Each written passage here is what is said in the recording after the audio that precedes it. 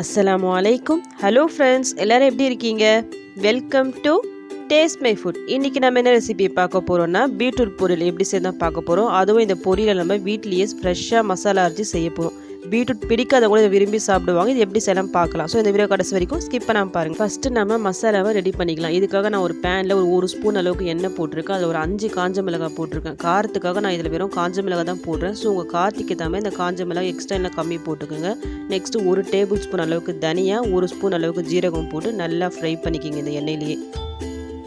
இது கூடவே 1 table spoon அளவுக்கு நான் வேர்க்கடலை சேர்க்குறேன். அதையும் போட்டு நல்லா ஃப்ரை பண்ணிக்கலாம்.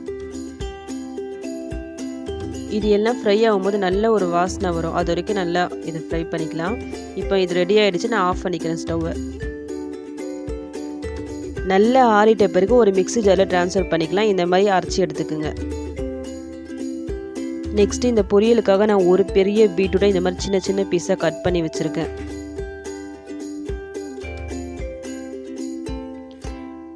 இப்போ நம்ம ப்ரிப்பரேஷனை ஸ்டார்ட் பண்ணிடலாம். ஒரு பேனில் நான் ஒரு 2 டேபிள் ஸ்பூன் அளவுக்கு எண்ணெய் போட்டிருக்கேன். அதில் 1 ஸ்பூன் அளவுக்கு கடுகு உளுத்தம்பருப்பு போட்டுக்குங்க. அது நல்லா வெடித்த உடனே ஒரு ஸ்பூன் அளவுக்கு கடலைப்பருப்பு, அதுவும் நல்லா ஃப்ரை ஆகிட்டு ஒரு கொஞ்சமாக கருவேப்பிலை, ஒரு வெங்காயம் நான் கட் பண்ணி வச்சுருக்கேன். அதை போட்டு நல்லா ஃப்ரை பண்ணிக்கலாம் இந்த எண்ணெயில்.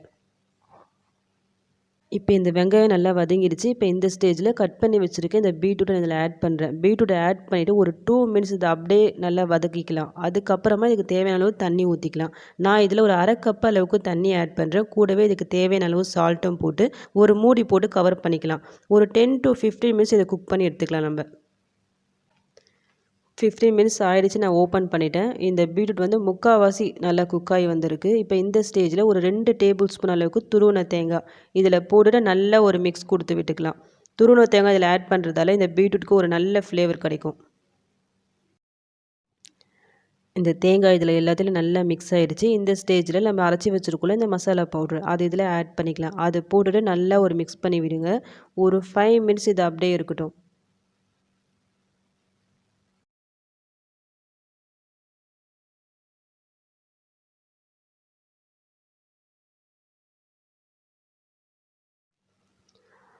இந்த மசாலா அந்த பீட்ரூட் கூட நல்லா கோட்டாகி நல்லா வந்துச்சு. இந்த பீட்ரூட் ஃபுல்லாக இப்போ குக் ஆகிடுச்சு. ஃபைனலாக கொஞ்சமாக கருவேப்பிலை ஆட் பண்ணி ஸ்டவ் நம்ம ஆஃப் பண்ணிக்கலாம்.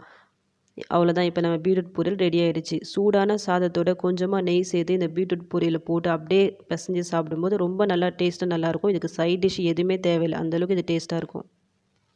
இந்த பீட்ரூட்டை அடிக்கடி நம்ம டயட்டில் சேர்த்துட்டு வரதால ஹீமோக்ளோபின் லெவல் இன்க்ரீஸ் ஆகுது. ஸோ இந்த வளர்கிற பசங்களுக்கும் அடிக்கடி இது மாதிரி செஞ்சு கொடுங்க. நீங்களும் செஞ்சு சாப்பிடுங்க. பட் சுகர் பேஷண்ட் மட்டும் இதை அவாய்ட் பண்ணிக்கிங்க. அவ்வளோதான். இப்போ நம்ம பீட்ரூட் பொரியல் ரெடி ஆகிடுச்சு. நீங்களும் இந்த ரெசிபியை ட்ரை பண்ணி பாருங்கள். ட்ரை பண்ணி பார்த்துட்டு எப்படி வந்துச்சுன்னு எனக்கு கமெண்ட் பண்ணுங்கள்.